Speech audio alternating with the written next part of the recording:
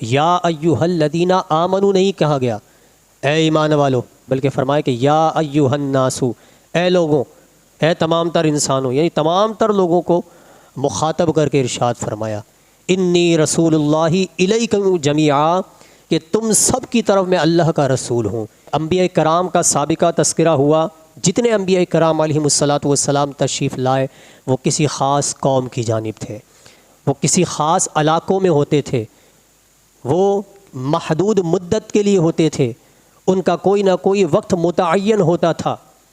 لیکن جب اللہ کے رسول تشریف لائے، اللہ کے آخری نبی آئے ہیں، تو فرمایا الیکم جمیعا، تم سب کی طرف رسول بنا کر بھیجا گیا۔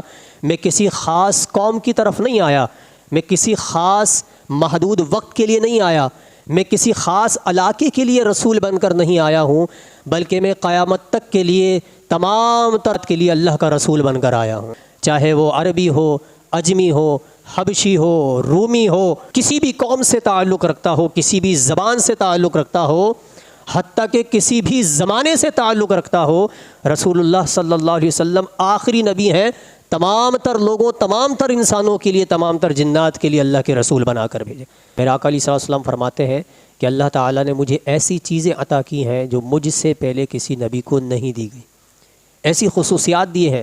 فرمایا کہ ہر نبی کسی خاص قوم کی طرف مبعوث ہوتا تھا، اور میں سرخ و سیاہ کی طرف مبعوث ہوں، ہر شخص کی طرف، ہر انسان کی جانب۔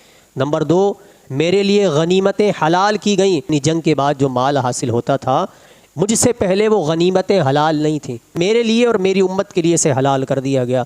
نمبر 3، میرے لیے تمام روئے زمین کو پاک کرنے والی بنا دیا گیا ہے، اسے پاک بنایا گیا، اور تمام تر روئے زمین کو مسجد بنا دیا گیا کہ جس کسی کو کہیں نماز کا وقت آئے وہ وہیں زمین پر کھڑا ہو کر نماز ادا کر سکتا ہے۔ تو پاک بنایا گیا ہے، یہ پاک کرتی بھی ہے یہ زمین۔ آپ کو پتہ ہے کہ مٹی سے تیمم ہوتا ہے، زمین کی جنس سے تیمم ہوتا ہے۔